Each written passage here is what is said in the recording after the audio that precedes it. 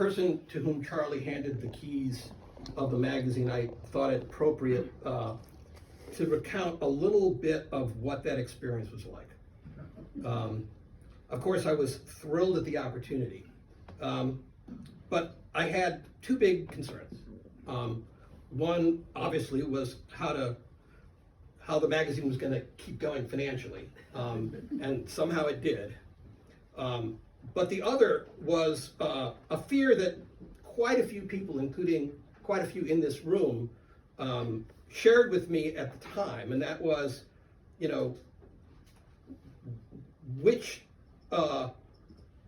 whether Charlie would be constantly giving me friendly advice, unfriendly criticism, and be constantly micromanaging.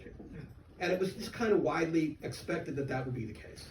And as did I. And I welcomed it, but I feared it. Now, in my professional life up to then, I'd written for President of the United States. I visited sniper nests in Bosnia. The only thing that ever rattled me were those phone calls, those terse, angry phone calls from Charlie. I really had literally PTSD from that. And so, the idea of Charlie just kind of constantly on me definitely was on my mind. Here's the thing, he never was. Not once did Charlie ever give me an angry phone call or an angry note. He never questioned what I was doing. We had a wonderful, lovely relationship. It really surprised everybody. And it's sort of kind of a mystery as to why.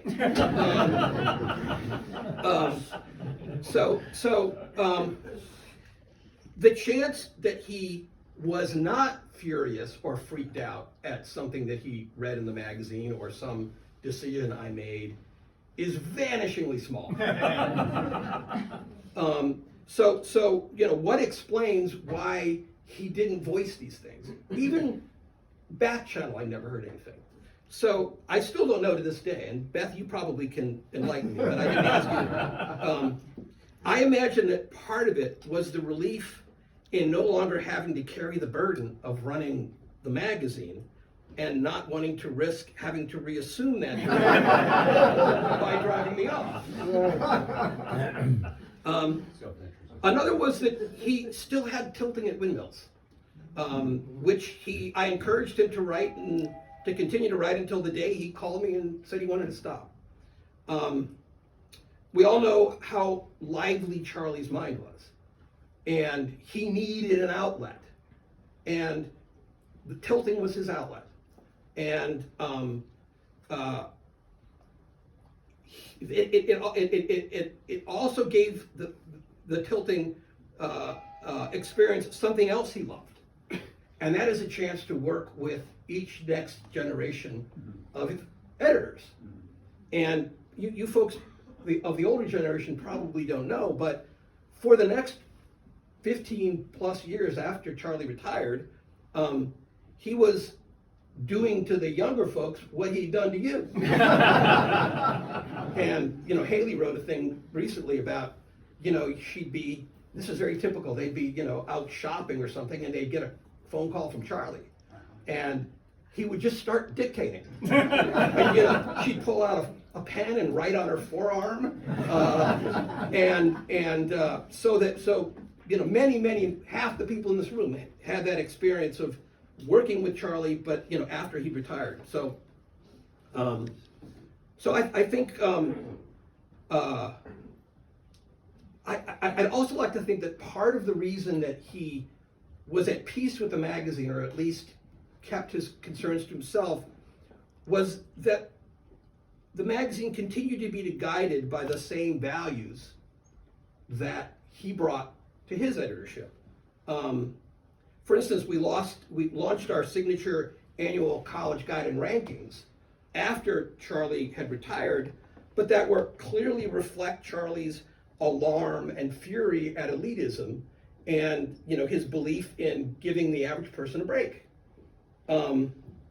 Our pioneering work in antitrust and competition policy emerged because, like Charlie, Phil Longman and I were doing a whole lot of work on the federal policies as they pertain to entrepreneurship, which we continued to champion, unlike most liberal magazines.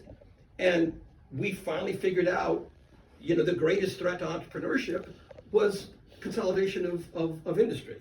So I think he had the feeling that even if we were writing, going in different directions, that the spirit was the same.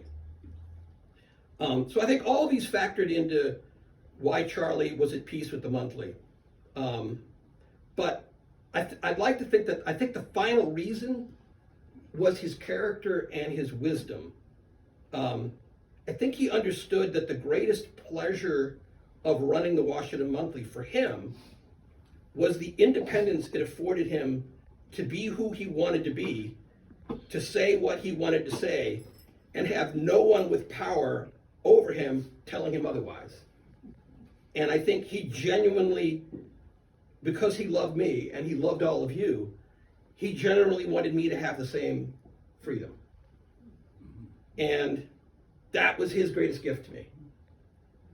And when the day comes for me to retire, it's a gift I supremely hope I can pass on to whoever the next person is.